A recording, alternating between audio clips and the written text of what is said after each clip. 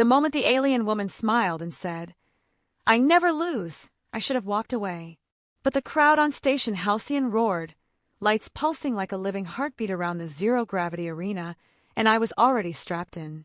My name, human, fragile, out of place, flashed across the hollow board beside hers in iridescent glyphs I couldn't read. Zyra of the Ketheri Dominion. Champion tactician. Probability savant. Undefeated in 13,000 recorded contests. And somehow, she'd chosen to bet against me. That should have terrified me. Instead, it felt like destiny tightening its grip. But that was only the beginning. Halcyon Station floated between 3-star empires, a neutral place where species that had once tried to erase each other now gambled, traded, and pretended peace was permanent. Humans were newcomers, clever, emotional, underestimated. I was an analyst by trade, a nobody with a knack for reading patterns that machines missed. Zyra had challenged me to a Ketheri mind game called Syrinx, a fusion of strategy, intuition, and emotional deception. The rules were simple. First to miscalculate loses. The wager was her idea. If she won, I would sign a 7-year contract to serve the Dominion as a civilian strategist. No escape clauses. No Earth. If I won, she would owe me a personal concession, as defined by Ketheri law. I didn't ask what that meant. I should have. What I saw next changed everything. Zyra was nothing like the warlords I'd studied. She stood taller than any human, her skin a soft iridescent blue, eyes faceted like crystal mirrors reflecting infinite outcomes. Ketheri didn't believe in chance, only inevitability. They saw emotion as noise, love as a chemical malfunction. That's why she smiled when she bet against me.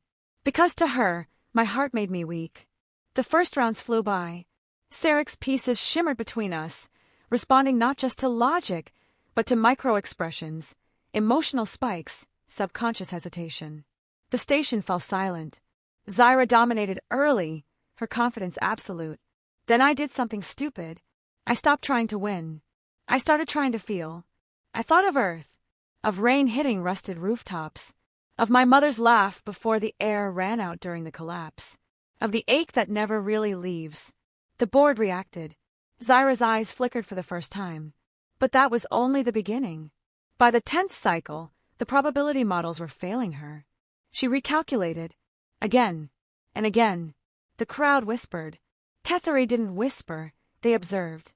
Yet Zyra leaned forward, studying my face like a riddle she couldn't solve. "Your moves are illogical," she said softly. "They're human," I replied. Something shifted then.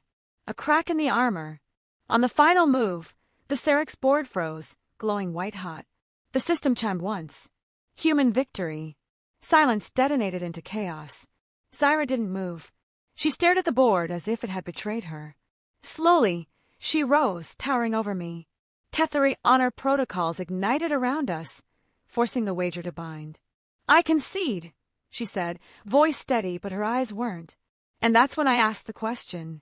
What exactly is a personal concession? The crowd gasped. Zyra stiffened.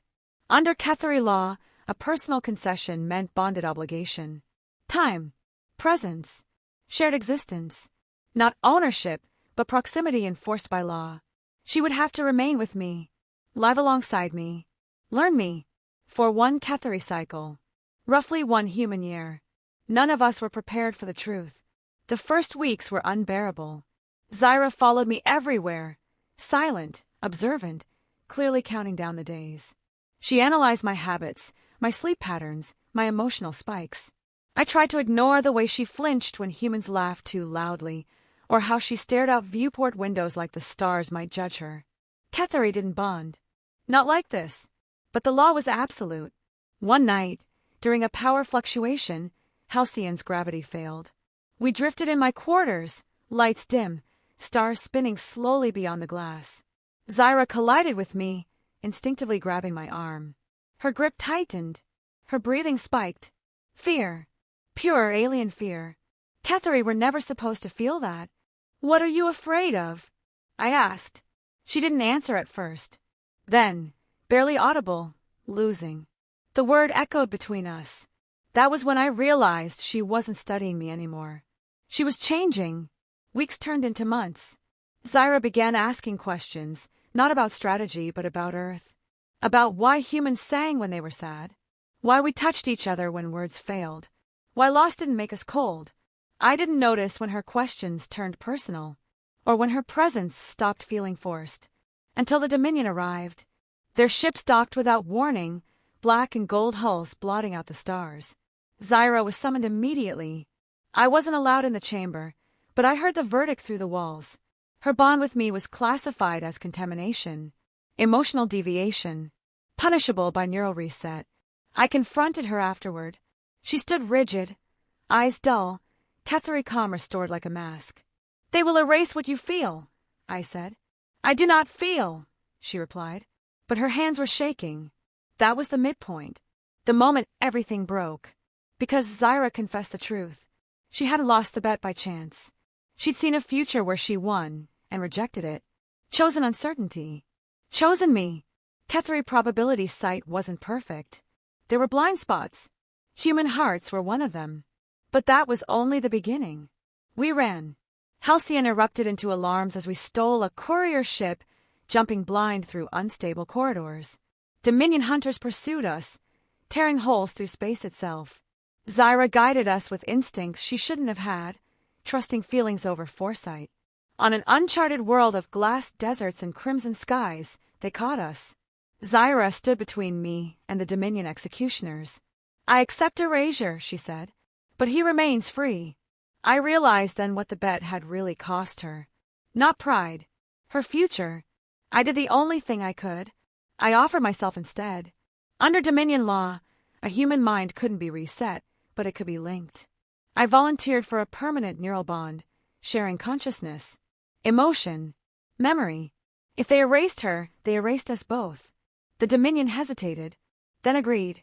The procedure was agony, memories colliding, her logic flooding my mind, my emotions tearing through her ordered thoughts like wildfire. And in that chaos, she understood love, not as weakness, as choice, as sacrifice. The Dominion withdrew. The bond was irreversible. Zyra collapsed into my arms. Tears, actual tears, sliding down her alien face. "I lost," she whispered. "And I am grateful." We returned to Halcyon changed. Neither human nor Cathari alone anymore. A bridge neither side had planned. The year ended. The bond didn't. Now, when Zyra smiles, it's not confidence, it's warmth. When she looks at me, I see infinite futures, all uncertain and all beautiful. She lost a bet to a human, and realized too late what that meant for her heart. But in the end, she didn't lose it all. She chose, and so did I,